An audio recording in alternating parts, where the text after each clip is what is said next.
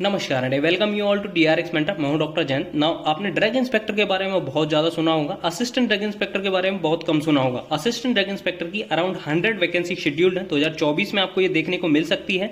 तो डिस्कस करेंगे कौन सा नोटिफिकेशन आया है जिसमें मेंशन है 100 वैकेंसी के बारे में, और कंप्लीट डिस्कस करेंगे असिस्टेंट ड्रग इंस्पेक्टर की जॉब प्रोफाइल के बारे में, कितनी सैलरी मिलती है, उसका प्रमोशन चैनल क्या होता है, फैसिलिटीज क्या क्या मिलती हैं असिस्टेंट ड्रग इंस्पेक्टर को, और इसका रिक्रूटमेंट प्रोसेस क्या होता है। तो सभी को डिस्कस करने वाले हैं। तो चलिए स्टार्ट करते हैं। बट उससे पहले यदि अपने चैनल को सब्सक्राइब नहीं किया है तो चैनल को सब्सक्राइब कर लीजिए, सो दैट आपको फार्मेसी से रिलेटेड जितनी भी इंपॉर्टेंट अपडेट है वो मिलती रहेगी। और additionally you can also join our channel. मात्र 29 रुपीज में आपको मिलने वाले हैं प्रीवियस ईयर के question paper related to RRB हो गया, ईएसआईसी, सीजीएचएस, ड्रग इंस्पेक्टर, सभी कुछ आपको प्रोवाइड कराया जाएगा। और यदि आपको कोई गाइडेंस चाहिए फार्मेसी रिलेटेड एग्जाम की, जैसे कि आपको फार्मासिस्ट या जीपेट नाइपर से रिलेटेड कोई गाइडेंस चाहिए, तो वो भी आपको प्रोवाइड कराई जाएगी। और आप हमारे कम्युनिटी सेक्शन को विजिट कर सकते हैं, जहां पर मोर देन 500 फार्मेसी से रिलेटेड एमसीक्यूज मैंने अपलोड कर चुका हूं, जो कि प्रीवियस ईयर के फार्मासिस्ट और ड्रग इंस्पेक्टर के क्वेश्चन पेपर में आ चुके हैं। तो वही मैंने अपलोड किया हो, तो वो आप अटेम्प्ट कर सकते हैं। डेली 3 क्वेश्चन में अपडेट करता हूं। एक होता है रिलेटेड टू एक होता है नॉन टेक्निकल का, और 2 आपके टेक्निकल के होते हैं, फार्मेसी से रिलेटेड होते हैं। तो वो भी आप अटेम्प्ट कर सकते हैं। तो चलिए स्टार्ट करते हैं। सबसे पहले बताऊं आपको जॉब प्रोफाइल के बारे में। तो असिस्टेंट ड्रग इंस्पेक्टर का जो काम होता है वो होता है असिस्ट करना ड्रग इंस्पेक्टर को। तो ड्रग इंस्पेक्टर का काम होता है सेफ्टी चेक करना, एफिकेसी चेक करना, क्वालिटी को चेक करना ड्रग्स की। तो उनको असिस्ट करने का काम होता है असिस्टेंट ड्रग इंस्पेक्टर का।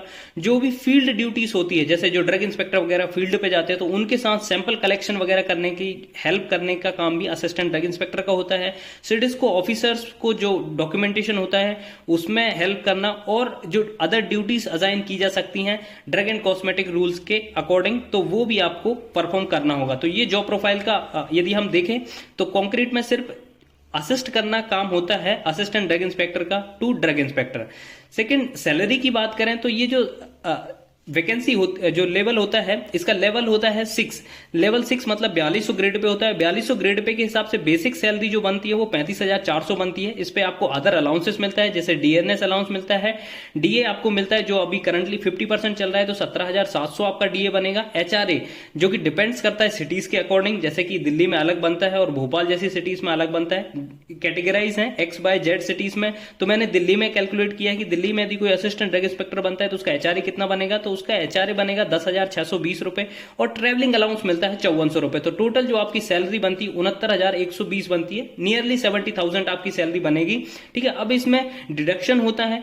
डिडक्शन कौन कौन से होते हैं? एक आपका एनपीएस का होता है, दूसरा आपका सीजीएचएस का होता है, एंड थर्ड आपका होता है टैक्स स्लैब, क्योंकि आप टैक्स स्लैब में आने लगते हैं तो आपका टैक्स भी कटता है। उसके बाद आपकी सैलरी आपके अकाउंट में क्रेडिट होती है। तो ये हो गया असिस्टेंट ड्रग इंस्पेक्टर की सैलरी के बारे में। नेक्स्ट, अदर फैसिलिटीज क्या क्या मिलती हैं। तो as a central government employee आपको मिलेंगे चाइल्ड एजुकेशन अलाउंस, लगभग 27,500 आपको मिलेगा। ठीक है, पर चाइल्ड उसकी नर्सरी से लेकर 12th तक की जो एजुकेशन के लिए मिलता है, मैक्सिमम 2 चाइल्ड तक आप अवेल कर सकते हो। तो लगभग 55,000 आपको 2 चाइल्ड पे पर ईयर आपको मिलता है उनकी एजुकेशन के लिए। एलटीसी आपको पता है, एलटीसी आप इंडिया टूर के लिए जैसे साल में एक बार जा सकते हैं, जिसमें आपको एयर फेयर या थर्ड एसी का फेयर मिलता है, प्लस आप 10 ईएल इनकेस करा सकते हैं। जैसे कि आपकी जो ईएल होती हैं वो एड ऑन होती जाती हैं। तो या जब आप एलटीसी अवेल करते हैं तो एलटीसी के साथ आप ईएल को इनकेस करा सकते हैं। तो इनकेस मतलब क्या होता है, जैसे कि आपने 10 ईएल इनकेस कराई, और जिस दिन आपने इनकेस कराई है उस दिन की सैलरी एक डे की 3,000 रुपए थी, तो 3,000 इंटू 10 कर लीजिए, तो लगभग 30,000 रुपए आपको घूमने के लिए मिल जाता है। तो आप ऐसे इनकेस भी करा सकते हैं। तो ये अदर फैसिलिटीज हो गया। क्वार्टर फैसिलिटी भी मिल जाती है। क्वार्टर फैसिलिटी लगभग 3 BHK हाउस मिलता है।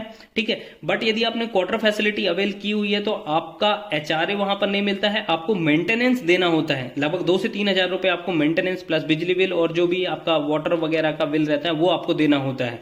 ठीक है, तो ये क्वार्टर फैसिलिटी की बात हो गई। प्रमोशन चैनल यहां पर आप देख सकते हैं, जो असिस्टेंट ड्रग इंस्पेक्टर का प्रमोशन होता है, असिस्टेंट ड्रग इंस्पेक्टर से बनता है ड्रग इंस्पेक्टर, ड्रग इंस्पेक्टर से बनता है assistant drug controller, drug controller से deputy drug controller, deputy drug controller से ज्वाइंट ड्रग कंट्रोलर, और उसके बाद यदि आपकी एज बचती है, आप एलिजिबल होते हैं, तो यदि वैकेंसी आती है तो डेपुटेशन पे आप ड्रग कंट्रोलर जनरल भी बन सकते हैं। लेकिन यहां पर देखिए, असिस्टेंट ड्रग इंस्पेक्टर से ड्रग इंस्पेक्टर बनने के लिए अभी तक कोई डिसाइड नहीं किया है कितने ईयर लगेंगे, ये ऑलरेडी अभी प्रोसेस में है। तो जब भी आ जाएगा तो इससे अपडेटेड वीडियो में लेके आऊंगा कि कितने साल में असिस्टेंट ड्रग इंस्पेक्टर को प्रमोट कर दिया जाएगा ड्रग इंस्पेक्टर में।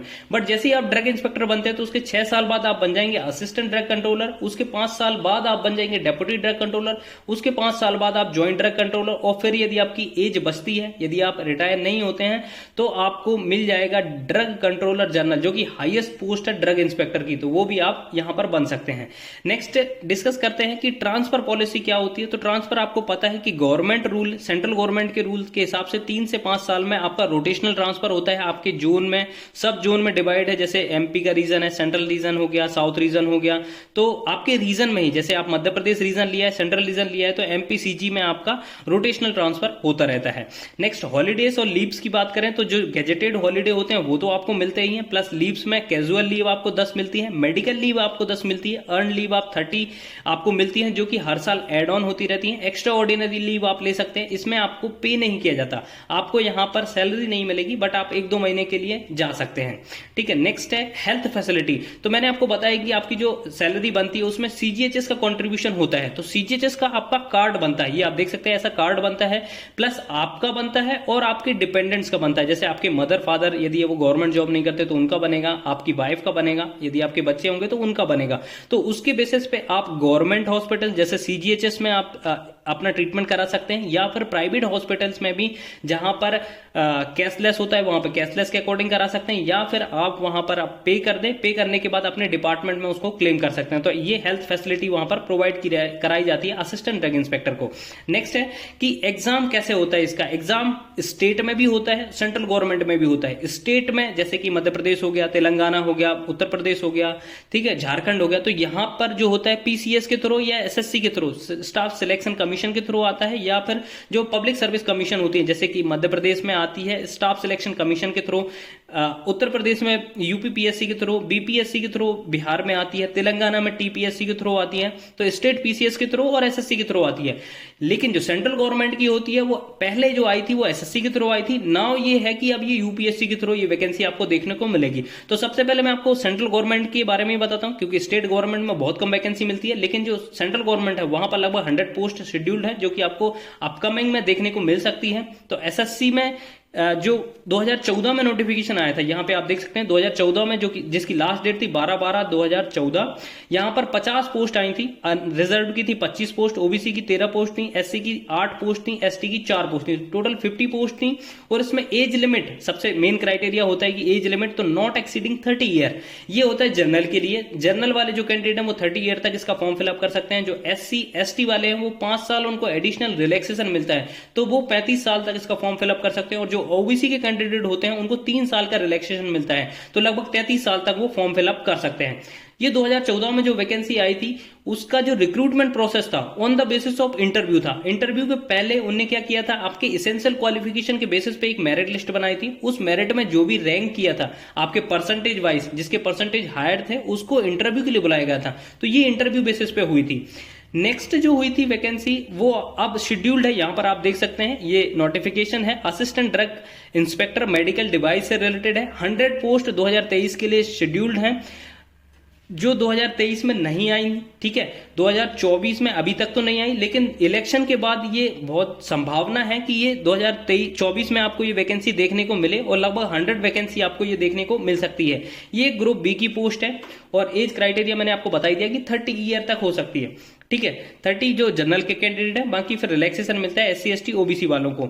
यहां पर एसेंशियल क्वालिफिकेशन देखते हैं, तो जो रिक्रूटमेंट रूल के according bachelors degree in biomedical engineering, chemical engineering, biotechnology, mechanical engineering, electrical engineering, electronics, computer communication, instrumentation engineering, polymer engineering, computer science engineering, degree in pharmacy. तो जो भी बैचलर्स डिग्री वाले, जैसे बैचलर्स मतलब जैसे BTech वाले हो गए जिनने बायोमेडिकल इंजीनियरिंग वगैरह किया या केमिकल इंजीनियरिंग किया, या फिर डिग्री इन फार्मेसी जो बी फॉर्म वाले हैं, और फार्मास्यूटिकल साइंसेस वाले यहां पर अप्लाई कर सकते हैं। तो जो ये बी फॉर्म वालों के लिए बहुत अच्छी अपॉर्चुनिटी है, इसमें फॉर्म फिलअप करने के लिए, मतलब 2024 में जब ये वैकेंसी आएगी तो, और इसकी प्रिपरेशन भी अभी से आप कर सकते हैं। तो लगभग आपके पास आरआरबी की एक वैकेंसी है, ईएसआईसी की एक वैकेंसी है, और ये असिस्टेंट ड्रग इंस्पेक्टर की आपको वैकेंसी देखने को मिल सकती है। तो अपनी प्रिपरेशन इतने अच्छे से करिएगा कि भले ही आपका आरआरबी में ना हो या फिर ईएसआईसी में ना हो, बट ड्रग इंस्पेक्टर में आपका, असिस्टेंट ड्रग इंस्पेक्टर में आपका होना चाहिए, क्योंकि इसमें प्रमोशन चैनल बहुत अच्छा है, आप बहुत आगे तक जा सकते हैं और एक बहुत अच्छी रेपुटेटेड जॉब है ये।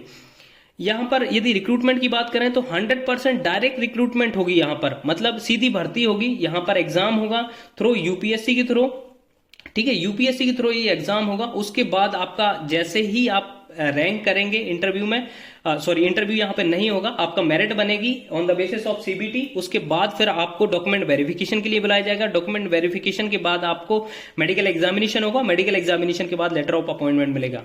तो ये कंप्लीट प्रोसेस है जो मैंने आपको यहां पर समराइज की हुई है। आई होप ये इन्फॉर्मेशन आपको अच्छी लगी होगी। अच्छी लगी तो प्लीज चैनल को सब्सक्राइब करिए, वीडियो को लाइक करिए, शेयर करिए एंड कमेंट करिए। Thank you.